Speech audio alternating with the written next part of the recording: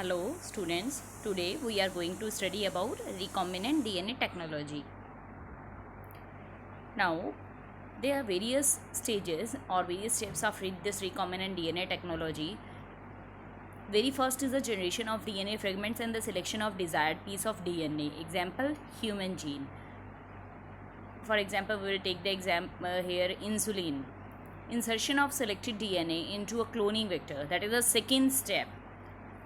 And here the cloning vector may be a plasmid, cosmid, BAC and YAC to create a recombinant DNA molecule. Now introduction of these recombinant vectors into the host cells which we want to be manipulate with, in which we want to introduce our gene of interest. Example, bacteria or E. coli. Now next step is a multiplication and selection of clones containing the recombinant molecules. The last is the expression of gene to produce the desired product.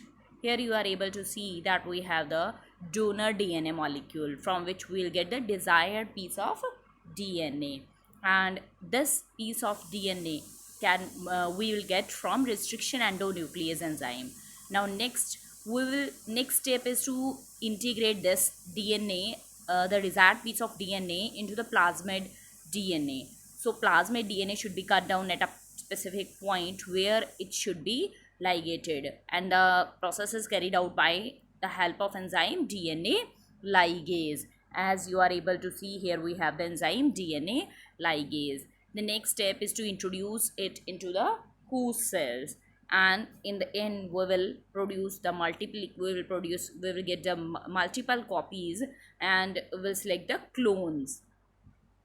The steps are molecular tools of the genetic engineering, host cells, the factories of cloning, vector the cloning vehicles. Then we have the methods of gene transfer and the gene cloning strategies. Now molecular tools include restriction endonuclease enzyme. These are the specific enzyme which will cut the DNA cutting enzymes, so named as DNA cutting enzymes. The restriction endonucleases are one of the most important group of enzymes which will manipulate for the manipulation of DNA. These are bacterial enzymes that cut and split at specific sites. They were first discovered in E. coli, restricting the replication of bacteriophage by cutting the viral DNA. These enzymes restrict the viral replication known as restriction enzyme or restriction endonucleases. They cut the DNA fragments by restriction endonuclease may have mostly sticky ends. They have sticky or the blunt ends. DNA fragments with the sticky ends useful to produce the recombinant DNA. This is because these sticky ends can easily pair up with another DNA fragment having complementary sticky ends. Now we have the enzyme DNA ligase. The cut DNA fragments are covalently joined together or bonded together by the help of DNA ligase. These enzymes originally isolated from viruses, and they occur in E. coli and bacteria. Now we have host cells. In the host cell, we will introduce our vector molecule. So the host are the living system of cell in which the carrier of DNA, recombinant DNA molecule can be propagated. These may be of different kind, prokaryotic and eukaryotic.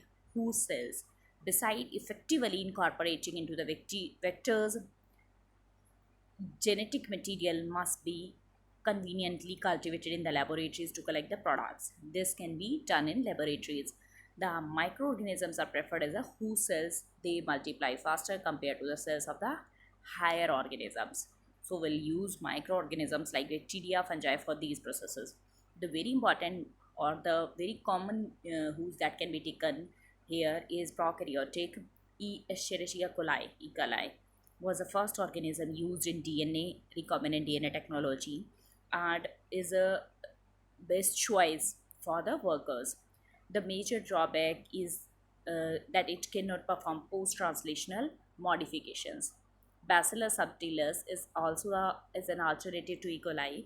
The commonly used eukaryotic organism is yeast, that is Saccharomyces cerevisiae is a baker's yeast.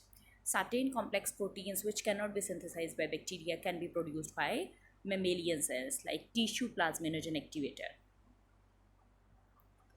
Vectors, the cloning vehicles. Vectors are the DNA molecules which carry this foreign DNA that is produced by restriction endonuclease to be cloned. They are self-replicating in an appropriate host cell, and the important are the various types of vectors are plasmid, bacteriophage, cosmid, and artificial chromosomes. The plasmid is extra chromosomal double-stranded circular self-replicating DNA molecule, and their size varies to 1 to 500 kb. Plasmid contribute to 0.5 to 5% of the total DNA of the bacteria. Here you are able to see the structure of the plasmid, that is PBR322. In this PBR322 we have origin of replication PST1 equal R1 Hin3 BAM-H1 and SAL1.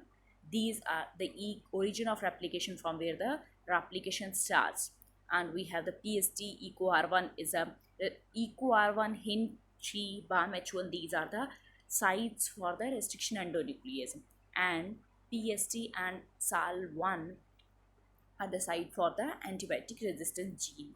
Now PBR322 have the DNA sequences of 4361 base pairs. They carry the resistant gene for ampicillin and tetracycline that serve as a selectable markers for the identification of clone carrying plasmid. The plasmid have a unique recognition site for the action of restriction endonuclease, that is EcoR1, HIM3, BAM-H1, SAL1, and PST1. Bacteriophages are the phases that the viruses that replicate within the DNA. So viruses that replicate within the DNA are bacteriophage. Their DNA gets incorporated into the bacterial chromosome and remain there permanently. Now we have cosmids. Cosmids are the vectors possessing the characteristics of both plasmid and phase lambda. A foreign DNA can be inserted into cosmid, and the recombinant DNA will get that can be injected into the host cell, which will behave like plasmid and replicate and carry larger fragments of DNA. Yeast artificial chromosome is a synthetic DNA that accepts large fragments of foreign DNA. Bacterial artificial chromosome is a construction of BAC is based on one F plasmid which is larger than other plasmid used as cloning vectors. Now the next step is the introduction of these vectors into the host cell. So it can be done by transformation, which is a method of introducing foreign DNA into the bacterial cell, and in this process will there is a the E. coli cell can uptake the plasmid DNA in a medium ice cold calcium chloride and a subsequent heat shock conjugation. It is a natural microbial recombination process in which two live bacteria come together and they will join by the cytoplasmic bridges and transfer the single stranded DNA molecule. Inside the recipient cell, a new DNA may integrate within the chromosome and express itself. Electroporation is a technique involving electrical mediated by the membrane permeabilization. The electric shocks are also can also induce cellular uptake of exogenous DNA from suspending solution. It is simple and a rapid process in which bypassing the electric current, the cells are able to take up the DNA. Liposome mediated gene transfer. It is a technique in which we have the lipid molecules which have an aqueous interior that carry nucleic acids. So the liposome mediated transfer is referred as a liposuction. The treatment of DNA fragments with the liposomes get encapsulated inside the liposomes, and the liposomes can adhere to the cell membrane and fuse there to transfer the DNA fragments. As the lysosomes do the process in the same way, the liposomes do the carry out the transfer of the DNA. The DNA enters into the cell and to the nucleus. Positively charged liposomes efficiently complex with the DNA and bind to the cells and transfer DNA. So this is a direct transfer of DNA. In case of direct transfer of DNA, we have micro injection and gene gun method, that is a particle bombardment, and which we have the DNA particles are coated with the gold or the tungsten film, and they are transferred directly injected into the host cell. The gene cloning strategies. A clone refers to the group of organism molecules arising from the single individual.